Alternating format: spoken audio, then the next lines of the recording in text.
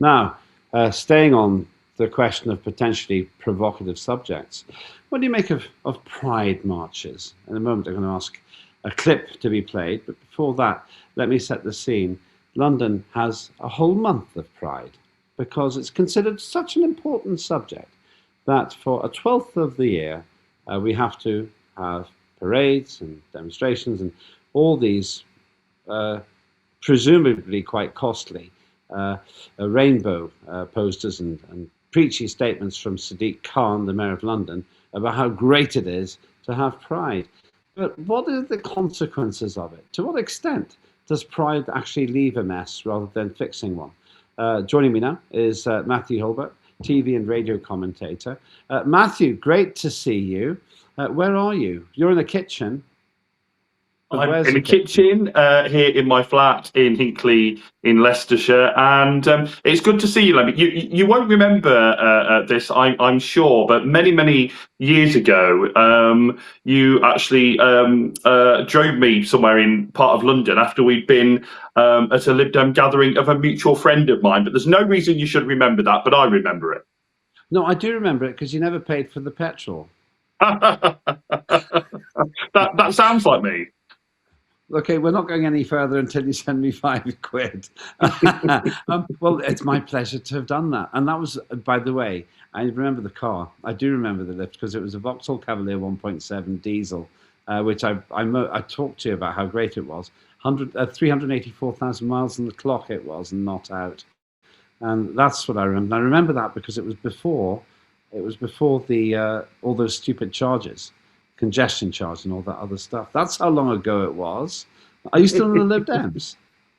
I'm still in the Lib Dems. I'm just an ordinary member now. I ceased being a councillor a while ago, and I spend my time now outside of work doing a lot of this stuff and just giving my views. And my views might be different to your views and those of your viewers and listeners, but I think it's important to engage on platforms like this, even if we disagree. I think we can both agree that if you have a different view to me, then you're wrong. I think that's presumably okay. Let's see if we agree on this, though. The pride marches, which seem to become ever more explicit. Maybe we can show a clip of one in a minute. The question I've got to ask is, what's their purpose? Do they do more harm than good? Do you have that clip? Let's see if the team can play the clip. Can the gallery have a go?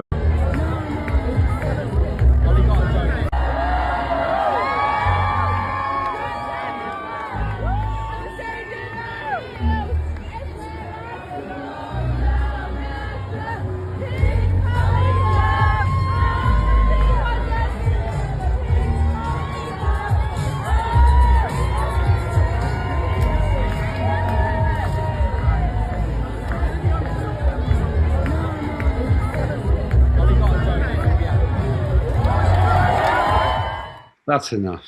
That's enough. Was that you in the front row there, Matthew? It absolutely wasn't. And although I've been to Pride many times, not London Pride, but obviously Prides take place all over the country. So I've been to Birmingham's and Leicester's, and just the other week, the one in King's Heath, and it was renamed Queen's Heath Pride for Pride Day. But you'll never see me sans shirt because I don't think anyone needs to see that, Lembit. But what about those people? I salute you for that. I even wear a T-shirt on beaches these days, so not to frighten other people's children. But what do you make of hundreds or perhaps thousands, or in that case of men, almost naked, in a situation that I would never dream of letting my children see in the middle of a city, because in my view, that was age inappropriate? Well, look, I mean, as I say, you wouldn't see me like that, but I think I'll just push back a little bit to you, Lembit, because I mean, it's funny. It's interesting that you mention, being on a beach. I mean, that's just the kind of thing you'd see on many beaches across the land and in much sunnier climes. Nothing worse than that. And so, I think we can be a little bit pious and start kind of pearl clutching about things like this. But that was one small group of people at London Pride. Lots of pictures that I saw from London Pride were fully dressed people celebrating LGBT plus lives. Lots of colour, lots of music. a really fun time. So, I mean, look, that is a particular clip that is being used to have a bit of a go at Pride, and I resent that a little bit, to be honest. Okay, it's good. We're going to have an argument then, because I'll tell you this. I don't give tuppence about people's sexual orientation. It doesn't affect me. It'd be like me arguing with you on whether Bellingham's a good footballer or not. I don't really care that much. I'll have a chat with you about it, but in the same way I might talk to you about the weather. My issue is you go into London, and for at least a twelfth of the year, and this happens in other cities too, like Manchester and Brighton, and you've got the sexual identity politics rammed down your throat. And if my children were to say to me, Daddy, what's all that about? I don't want to have that conversation. They're 9, they're 5. Why is it that we have promoted sexual agenda politics in what's meant to be an enlightened country where I don't think there is much discrimination towards people who are gay, for example, anymore? Why have we promoted it to the point where people like me as parents are worried about confusing the kids? Well, you say there's not much discrimination anymore, but I was doom scrolling. It's always not a good thing to be doing, is it, these days? But I was doom scrolling the other day, and as well as the wonderful, vibrant, colourful pictures from London Pride, there was appearing on my algorithm, no doubt at the best of Elon Musk, lots of people saying the most vile things about LGBT plus people. So I'm afraid discrimination does still exist. And, as far as I see it, those people who were saying those things were proving exactly why we need Pride, exactly why it's important. But do we actually provoke that reaction even more by having Pride? By the way, there is one point you make me realise. Because I don't really care about that kind of discrimination myself, I tend to assume other people don't, and that's a fair point, Matthew. If you're in the Lib Dems, for example, I just don't think there's any discrimination there. There's a huge proportion of people who I think have been drawn into politics because of the discrimination they experience. So maybe I've lived in a slightly cosseted environment where I don't hang around with people who are prejudiced. But isn't there a possibility that those people who are will be further provoked by what they see on the news and what they see when they walk around London? And I guess so, and people can have lots of different reaction to things. But as I say, I think we need to keep things in context. That was one group of people marching in the Pride March, and I think I probably would have preferred if they were kind of wearing a bit more than they were in that clip. But maybe that just makes me a bit of a prude. But the vast majority of the march, from what I've seen, wasn't like that. And I think it would have been a perfectly safe place to take your children. And you talk about not wanting to take the children of 9, 10, 11, 12. I'm sure I knew by the time I was at the very least kind of 12, 13, that I was attracted to other guys and not the girls. And so I think you do know from quite a young age. And so I think actually being able to go on a march that is all about vibrancy and difference is good. I'd have no problem. I'd take my nephews and nieces. I'd have no problem with that. Okay, but I wouldn't do it because it's not relevant to my children. They think about Peppa Pig. They think about going to a world of adventure where they can see animals. They can perhaps go on roller coasters or go swimming or go to kids clubs. They don't talk about sexual orientation, apart from the fact that my 5-year-old does say that when she grows up, she's going to marry her best friend, Alex. And that's it. That's as far as it goes. My worry is, I want to go into something else, an actual literal problem of mess with these demonstrations, but my worry is that we're messing with people's minds when it's not appropriate. Or to make it really simple, Matthew, you and I are both in the same party, loads and loads of gay people in the Lib Dems, and I like to think that at least in the Lib Dems there was no discrimination. That was a little kind of microcosm of society, which on this point at least was good. But the problem I got is that my kids aren't interested, and I don't want them to become interested in something, because for the overwhelming majority of people, the overwhelming majority, they know who they are, they know what they are, they don't need to have a march to tell them.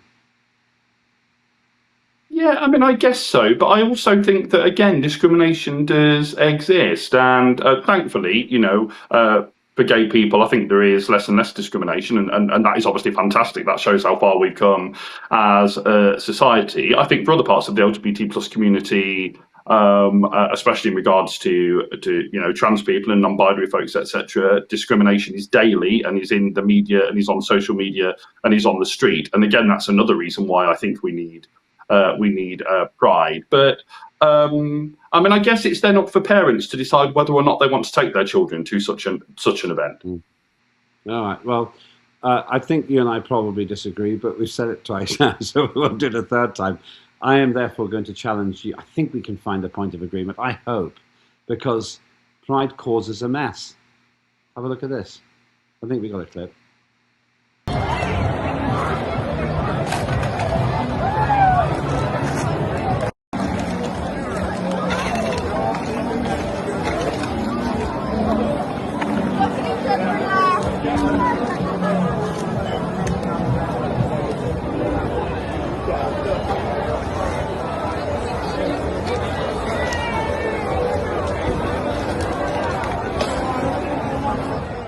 Look at it.